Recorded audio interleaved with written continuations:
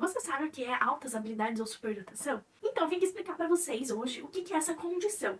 Uma condição de neurodivergência neurobiológica, gente. Então, a pessoa nasce com essa condição, então ela está presente ali no neurodesenvolvimento e é uma condição onde vai ter aí, lógico, a interação com o ambiente para expressar diferentes habilidades, mas ela é genética, tá? Então, é uma condição neurobiológica. Então, a pessoa nasce com essa condição onde vai se caracterizar por diferentes questões, tá? Então, ela está relacionada a uma habilidade intelectual acima da média, que não é necessariamente, gente, aquele estereótipo, aquele mito, né, de um alto QI, né, um Einstein, né, um gênio, tá? Mas é uma pessoa que tem uma habilidade acima da média em alguma área, tá? E aí pode incluir, lógico, né, questões intelectuais, né, acadêmicas, né, ou uma área, uma disciplina aí acadêmica, mas pode ser também uma área artística, um esporte, né, um talento, tá, que se desenvolve.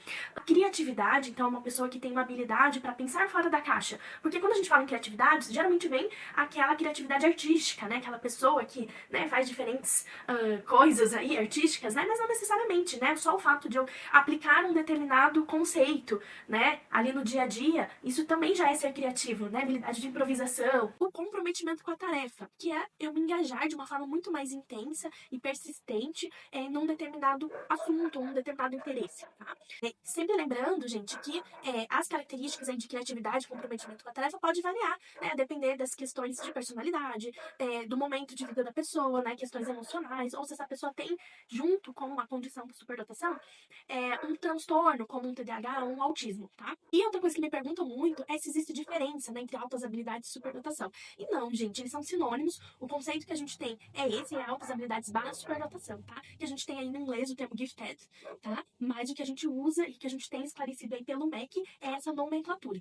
E é bacana a gente falar do MEC, porque também outra coisa que o pessoal me pergunta é se essa condição, ela é um transtorno, né?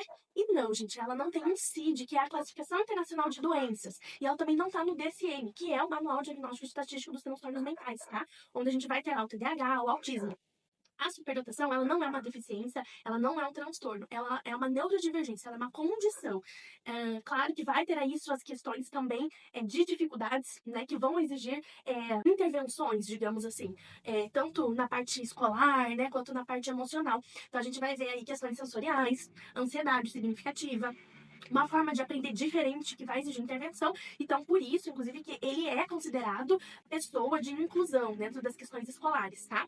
Mas ela não é um transtorno, nem uma deficiência. Mas, tem gente falando que a superdotação vem com ela um grau de autismo. Não, gente, isso não é verdade. Na maior parte, né, das vezes, a superdotação, ela vem pura, tá? Única e simplesmente ali a superdotação. Mas sim, ela pode, né, ter aí junto com ela, a pessoa ter aí um autismo, ou um TDAH, né, um transtorno de aprendizagem. E aí essas situações a gente chama de dupla excepcionalidade ou tripla excepcionalidade, tá? Mas esses casos são exceções. O mais comum é a superdotação pura. Não é investigada apenas por testes de QI.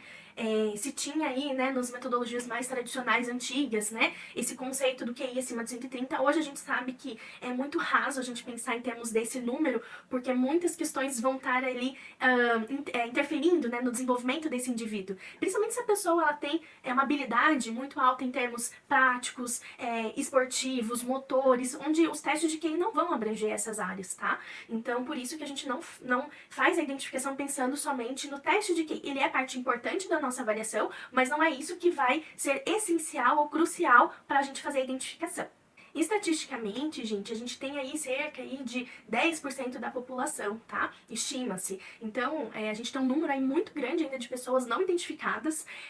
A gente tem aqui no Brasil cerca de 25 mil pessoas, né, identificadas. Esse número seria cerca de 2 a 3 milhões de brasileiros. Então, ainda falta muita identificação aí por conta justamente desses mitos, né, dos estereótipos que perpassam, né, do que é ser inteligente, do que é amabilidade. Então é preciso desmistificar isso para que essas pessoas sejam corretamente atendidas. Então, se você tem, né, uma facilidade no aprendizado, que não é necessariamente notas altas na escola, tá? Muitas pessoas superdotadas, inclusive, tiveram baixo desempenho escolar, inclusive reprovação, né, histórico de reprovação. Então, é uma facilidade em aprender determinados conteúdos, tá? Pode até ser, por exemplo, puxa vida, eu fui aprender a dirigir e peguei super rápido, né? ou no esporte, tá? Esse interesse, esse engajamento, né, para aquilo que do seu interesse, tá? Se você tem uma facilidade em pegar certas abstrações, né, em fazer associações de temas, de conceitos, né, ou abstrair esses conceitos, tá?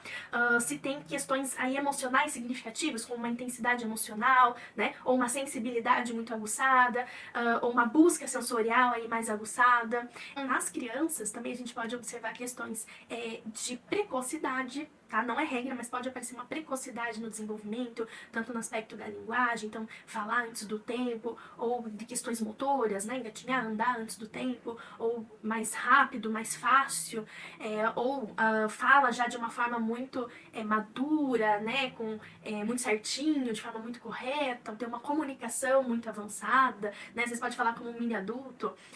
A gente pode ver um tempo de concentração maior também dessas crianças, mas a gente também pode ver uma hiperatividade também, né? Que não é aquela hiperatividade do TDAH, mas uma atividade motora mais excessiva, né? Podem ser crianças mais demandantes, né? Uma memória muito mais aguçada. A gente pode ver também uma sensibilidade maior, né? Uma ansiedade já, né?